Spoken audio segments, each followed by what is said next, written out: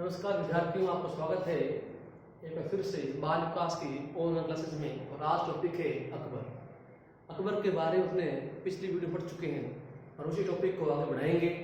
और आज बढ़ते आगे। कल पढ़ा हमने किस तरह से 1597 के अंदर प्रताप की मृत्यु के पश्चात जहाँ अमर सिंह मेवाड़ के राजा बनते हैं और अमर सिंह भी अपने पिता की बातों को या वचन को निभाते हैं और मुगलों के साथ संघर्ष को आरंभ रखते हैं। एक बात बोली गई है दुर्सा आढ़ा ने। कौन था? दुर्सा आढ़ा। ये कवि थे। वो कहते हैं जब अकबर के पास प्रताप की मृत्यु के समाचार पहुंचे तो अकबर ने भी अपने जीभ को दांतों के तले दबा लिया था। मतलब वो इतने ज्यादा गुस्से में आ चुके थे, दुख में थे, समझ नहीं आ रहा था। और लग रहा था कि मेरा इतना कट्टर शत्रु था और वो ऐसे चला गया। मतलब जब तक वो जिंदा रहा मैं उससे हरा नहीं सका और उसकी अकबर की इतनी बड़ी इच्छा उसके मन में ही रह गई। चलिए बढ़ते आगे। अब देखिए अपने आज टॉपिक है राय सिंह। ये राय सिंह भी अकबर के साथ में पढ़ेंगे क्योंकि राय सिंह का समय भी अकबर के समकालीन है। राय सिंह अपने कल पढ़ चुके थे कि राय सिंह ने किस तरह से प्रताप के भाई जगमाल की सहायता की थी। चलिए बढ़ते विस्तार से। इनके पिता थे कल्याणमल और एक आगे थे बीकानेर से थे। कहां से थे? बीकानेर से। राय सिंह को राजेंद्र भी बोला गया। क्या बोला गया? राजेंद्र। ये इनका क्या है? उपनाम है। इस नाम की जानकारी मिलती है हमें एक पुस्तक है। कौन सी? करमचंद्र कीर्ति वंशो कीर्तनो। लंबा नाम है ये पुस्तक लिखी थी करमचंद ने। इस पुस्तक से हमें ध्यान पड़ता है कि राय सिंह को राजेंद्र भी बोला गया है। वही बढ़े आगे तो हम जानते हैं जब चंद्रसेन ने अकबर के साथ युद्ध किया था और उसका मारवाड़ को छोड़कर भाग चुका था, तब मारवाड़ का गवर्नर राय सिंह को बनाया गया था। मतलब ये मारवाड़ के गवर्नर बन चुके हैं, ये मारवाड़ के संरक्षक बन चुके हैं। कब? जब मारवाड़ का कोई भी शासक नहीं था, क्योंकि चंद्रसेन मारवाड़ छोड़कर जा चुके थे और उस समय मारवाड़ को खालसा भूमि घोषित कर दिया गया था। खालसा भूमि होती है जहां पर किसी का राज नहीं हो। तो राय सिंह को उस समय मारवाड़ का संरक्षक भी बनाया गया था। इसके अलावा हम देखें कि जगमाल जब आया था तो जगमाल को सिरोही का राजा बनाया गया था। अब जानते सिरोही क्या थी? सिरोही ऐसा इलाका जहां पर बिज्जा देवड़ा और देवड़ा सुल्तान, तो भाई थे कौन? बिज्जा देवड़ा और देवड़ा सुल्तान।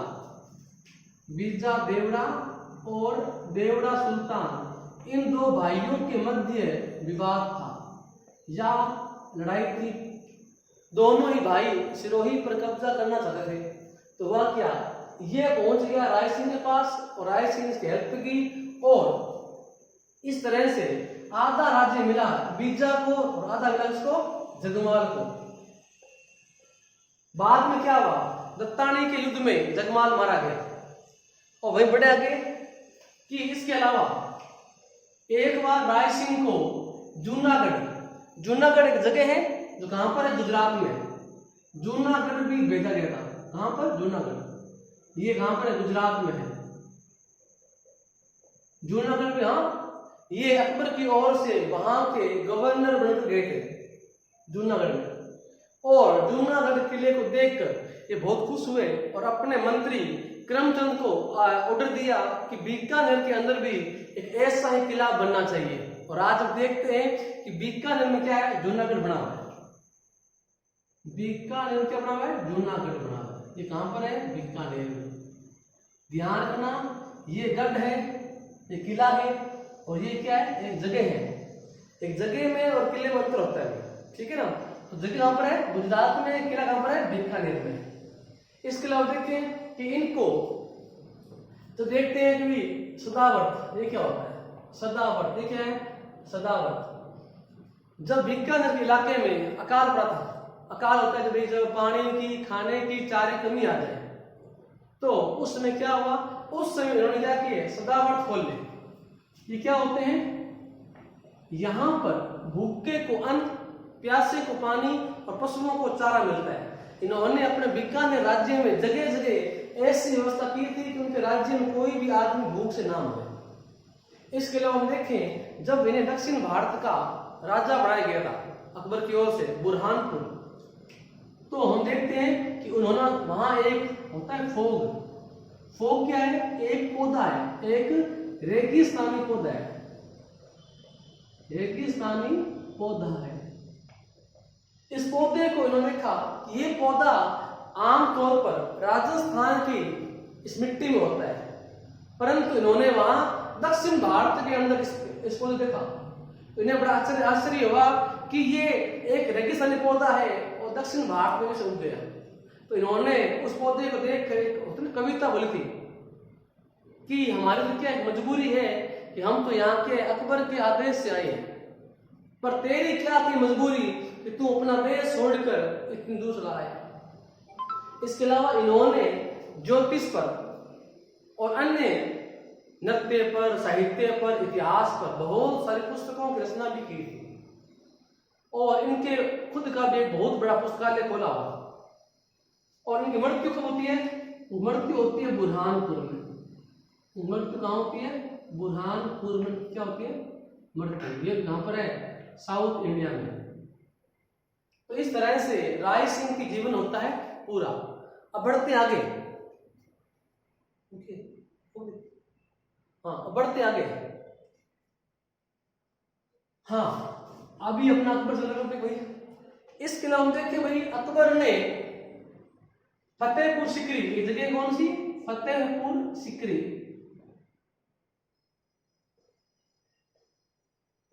फतेहपुर सिकरी, यहां पर अकबर ने क्या किया? शुरू किया इबादत खाना। इसका मतलब होता है प्रार्थना, मतलब एक प्रकार से प्रार्थना करने का स्थान। परंतु यहाँ अकबर अलग अलग धर्मों के गुरुओं से मिला करता था और उनसे जानकारी या धार्मिक बातों पर चर्चा किया करता था। तो यहाँ हम देखते हैं कि यहाँ अलग अलग, आप जानते हैं इस समय तक इंडिया में ईसाइयों का आगमन हो चुका था। तो ईसाई, हिंदू, जैन, बौद्ध आदि धर्मों के लोग आया करते थे। तो यहां हम देखते हैं कि जैन मुनि विजय सूरी, इनको अकबर ने क्या बोला? विश्व गुरु। क्या बोला था? विश्व गुरु। ये क्या उपाधि है जो अकबर ने प्रदान की थी इन जैन गुरु को, विश्व गुरु की। इसके अलावा हम देखें कि अकबर ने सभी धर्मों का अध्ययन करने के पश्चात अपना खुद का एक नया ग्रंथ लाया, वो था दीन ए इलाही। दीन ए इलाही, ये धर्म भी अकबर के द्वारा ही चलाया गया था। इस धर्म को ग्रहण करने वाला पहला हिंदू कौन था? बीरबल था। ये भी अपना प्रश्न बनता है बढ़िया कि दीन ए इलाही धर्म को ग्रहण करने वाला पहला हिंदू कौन था? पहला भी था, अंतिम भी था। फर्स्ट एंड लास्ट, अंतिम था। पहला भी था और अंतिम कौन था? बीरबल था। इस धर्म में अकबर खुद मुख्य जो था गुरु, उसकी जगह पर था और जो भी धर्म ग्रहण करता उसे अकबर अपने हाथों से एक मंत्र दिया करता था और उसकी दीन इलाही में प्रवेश हो जाता। इसके अलावा हम देखें कि आता है व्यक्ति कौन? अब्दुल रहीम खान खाना। इसका नाम पहले था अब्दुल रहीम। इसको खान खाना की उपाधि मिली थी अकबर की ओर से। कब मिली थी? जब इसने यूसुफ जइयों को हराया था। तो उनकी हार से खुश होकर अकबर ने इस अब्दुल रहीम को खान खाना की उपाधि प्रदान की थी। इसके अलावा अकबर ने धनदेश को हराकर, ये महाराष्ट्र और गुजरात के आसपास इलाका है धनदेश, इनको हराकर इसका नाम खानदेश कर दिया। इसका नाम क्या कर दिया? खानदेश। ये भी हम पढ़ते हैं अकबर के जीवन में। तो इसके अलावा हम देखते हैं कि अकबर के जीवन में एक और था व्यक्ति, वो था चंद्रसेन। तो अपने पढ़ेंगे चंद्रसेन को कि किस तरह, एक बार मैं चाहूंगा आप उसकी फोटो क्लिक कर लें, उसके बाद हम पढ़ेंगे चंद्रसेन।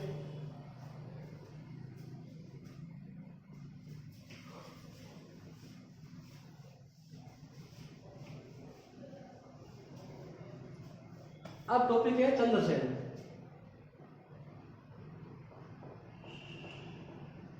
देखिए चंद्रसेन को कुछ उपनाम भी दिए गए हैं।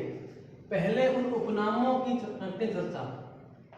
इसे बोला गया है भूला बिसरा राजा, भूला बिसरा राजा। इसे बोला गया है प्रताप का अग्रगामी। पहले तो अपने दो नाम की बात ही करते हैं। पहला भूला बिसरा राजा, मतलब इस व्यक्ति ने इतना संघर्ष किया था अकबर के साथ, फिर भी इसको इतिहास में वो स्थान नहीं मिलता जो स्थान संघर्ष के कारण प्रताप को मिला था। इसके अलावा प्रताप का अग्रगामी, अग्र बोलते हैं पहले वाले बात को, मतलब ये प्रताप से पहले आए थे, अर्थात इन्होंने अकबर से युद्ध प्रताप से पहले किया था। तो क्या है, प्रताप के अग्रगामी भी।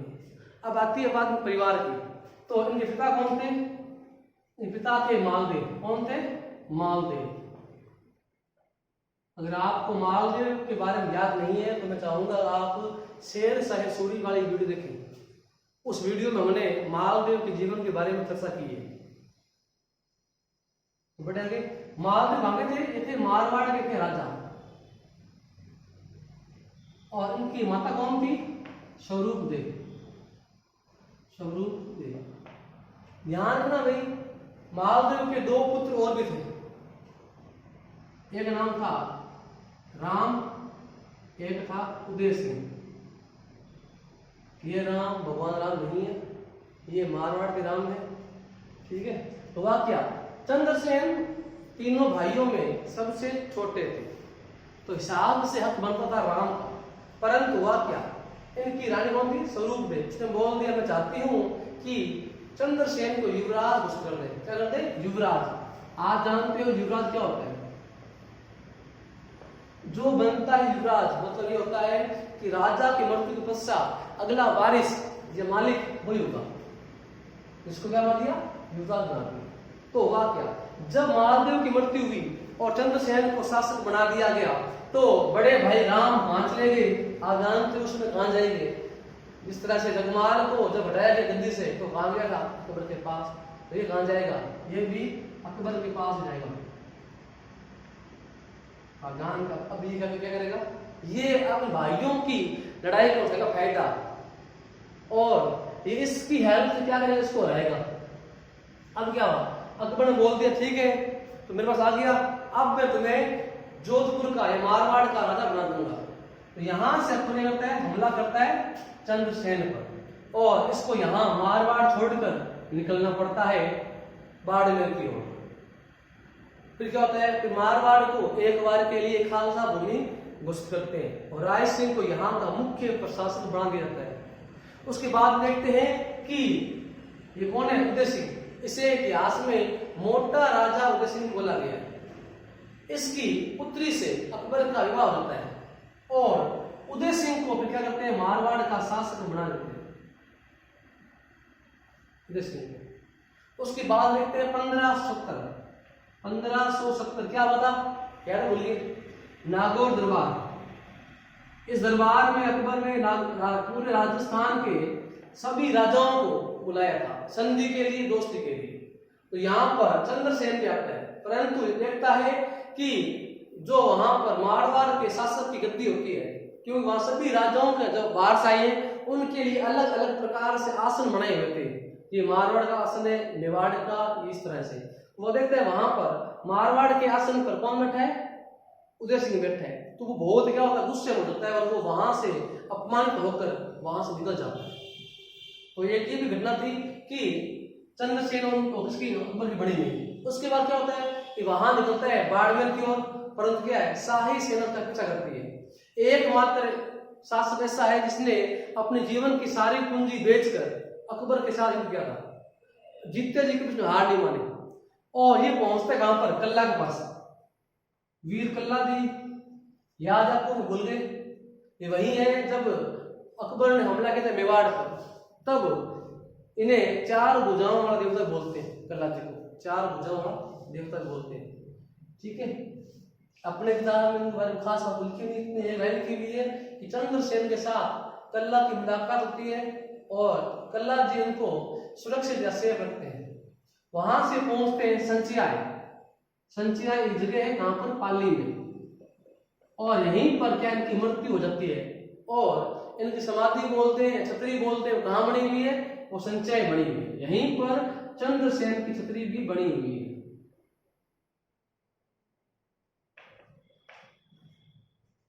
इस तरह से देखते हैं कि चंद्रसेन पूरी उम्र अकबर के साथ संघर्ष करता है।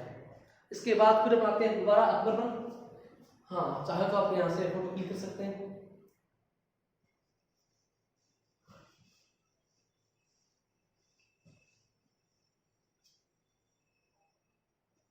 हाँ, एक बात रहेगी भाई कि अकबर की कोई पुत्र था नहीं। उसने क्या किया? उसने दिल्ली के सलीम चिश्ती से दुआएं मांगी थी कि अगर मेरा पुत्र होता है तो मैं आपके दरबार में नंगे पांव आऊंगा। तो कहते हैं कुछ टाइम बाद उसके पुत्र हुआ था और अकबर ने उनसे प्रभावित होकर अपने पुत्र का नाम क्या रख दिया? सलीम रख दिया। परंतु आवश्यक नहीं है जिसका नाम आप रखें उसमें गुण वैसे हो। सलीम का शुरू से ही शराबी, नृत्य, डांस का शौकीन था। तो क्या हुआ? बाप बेटे में बिगड़ गई।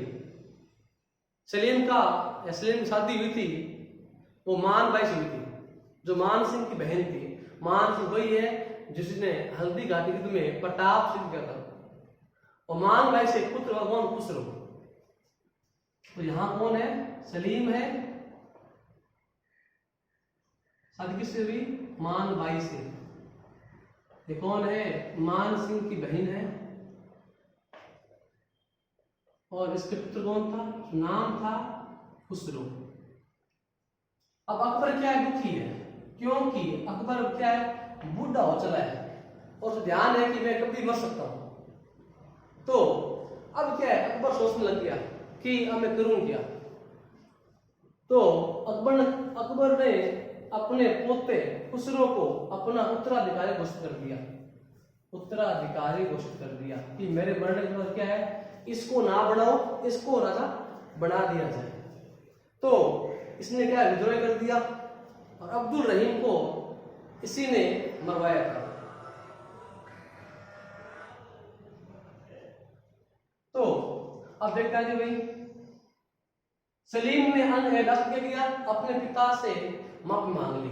कहते हैं जब अकबर अपने अंतिम समय में थे, मरने वाले थे, तो सलीम पहुंच जाता है अपने पिता से अपनी सारी गलतियों को मतलब माफी मांग लेते हैं और पिता भी क्या करते हैं? उसको माफ कर देते हैं और इस तरह से सलीम को राजगद्दी प्राप्त होती है। 1605 में अकबर की मृत्यु हो जाती है। अकबर की मृत्यु हो जाती है और सलीम को राजा घोषित कर दिया जाता है। इस तरह अपना टॉपिक है अकबर वो पूरा होता है। तो इस टॉपिक के कुछ प्रश्न पूछ रहा हूं तुम्हें, उनका आप जवाब कमेंट जरूर दें। क्वेश्चन नंबर 1 कि प्रताप का अग्रगामी किसे कहा गया है? क्वेश्चन नंबर 2 नागौर दरबार का आयोजन कब किया गया? क्वेश्चन नंबर 3 मालदेव के 3 पुत्र कौन कौन से थे? क्वेश्चन नंबर 4 चंद्रसेन की छतरी कहां बनी हुई है? क्वेश्चन नंबर 5 करमचंद्र की पुस्तक का नाम क्या है? क्वेश्चन नंबर 6 राय सिंह की मृत्यु कब हुई? तो इन सभी सवालों का जवाब आप कमेंट बॉक्स में जरूर देंगे और सही जवाब देने वालों का नाम अगली वीडियो में लिया जाएगा। धन्यवाद।